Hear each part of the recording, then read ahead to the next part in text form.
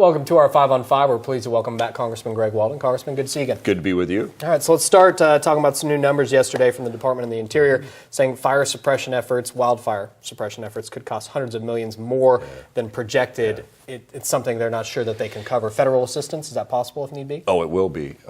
We always end up paying to fight fires. It'd be nice if we get ahead of the curve and actually manage the forests in a way that reduce the size, scope, and damage of these fires. Our legislation, as you know, would do that. Legislation in the Farm Bill, which Governor Kitzhaber, by the way, took advantage of, will set aside up to 5 million acres in Oregon to go after disease, bug-infested forests for more expedited treatment under the Healthy Forest Restoration Act, which we passed some time ago. And then finally, we've got a bipartisan bill, House and Senate, in the Northwest to pay for these firefighting costs out of, in effect, emergency funds, firefighting funds.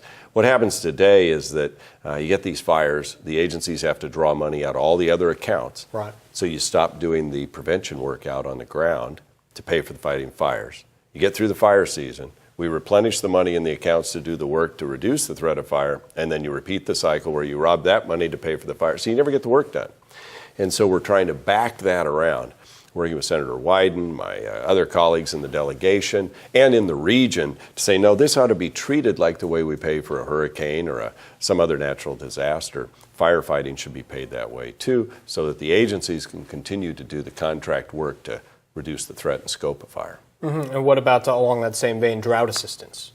That again is an emergency set of issues, and certainly drought has affected our region dramatically. We've got water issues, we've got drought issues, and that will lead to these fire issues as well. And so that generally, when it comes to, it's one of those, again, a contingency to deal with these emergencies. And we've tried in the Congress to almost budget for that. I mean, we know we're going to have forest fires. We know we're going to have droughts. We're going to have other disasters.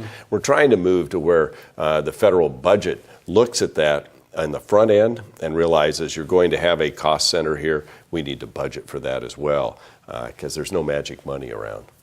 Farmers, ranchers, and Klamath tribes reached an agreement on the water issues over there in the Klamath Basin. Are you in favor of that agreement? You know, it's one of about 3 separate agreements that now have come together out of the basin. I certainly supported the process that led to it with the governor and Senator Wyden. I'm glad the Upper Basin ranchers and others have come together. There are still issues, though, overall in the basin about dam removal or not dam removal, about the costs. We're going to take all that into consideration as these agreements come together and come up through the ranks and up to Congress. Are you in favor of dam removal? I have not been in favor of removing all 4 dams, no. Okay. All right, very good. Well, we're going to take a quick break.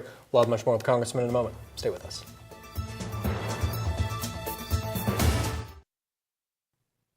Welcome back to our 5 on 5 again here with Congressman Greg Walden. Congressman, we talked about Cover Oregon last week. You were in town. We heard from you, your reaction to the developments there. The GAO, the Government Accountability Office, is looking into it as you requested. Where do we stand with that investigation? You know, they're an independent investigatory body. We don't know.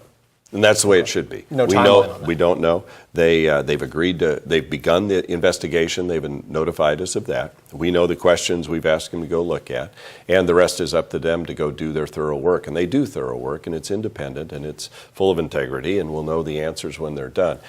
My guess is it's a couple of months, not a couple of years, because they already had an investigative unit in place doing work in related issues and areas, and so they were able to add these questions in this website debacle into their workload. So they didn't have to stand up a new team. They were already doing this kind of work. They just add what has become the biggest financial failure in Oregon history on an IT site, and probably the biggest in the country's history, into their work. Democrats are trying to raise the federal minimum wage. Is that something you're in favor of? You know, Oregon already has one of the highest minimum wages in the country. It's set to increase automatically on the ballot, and I think it ought to be up to the states. What we need to do is increase jobs and better paying jobs. And one of the problems with the Obama recovery, if you will, is that while we're seeing some more jobs, and that's good news, 2/3 of them are low-paying jobs, and we lost higher-paying jobs. We've got to work to improve higher-paying jobs in the Northwest and throughout the country. You released a statement today on Benghazi and a possible investigation, and that tell us what you're looking for. Well, I fully support the Speaker's effort now to appoint a select committee to investigate what happened in Benghazi. And moreover, I now fully am convinced that the White House lied to the Congress, and to the American people. And I use that word carefully, but with full force, because I sat through the briefings by this administration where they told us that it was just a video gone bad and a protest gone bad. I know what protests look like. I get them in my offices.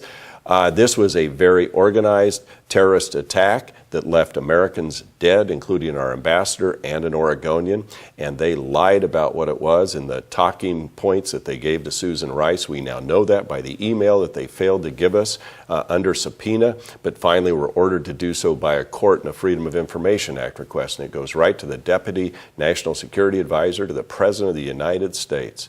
This is a very serious matter and has really broken a bond of trust, and we need to get to the bottom of it. Congressman, thanks for taking the time. Appreciate it. Good to see you. Stay with us. We'll be right back.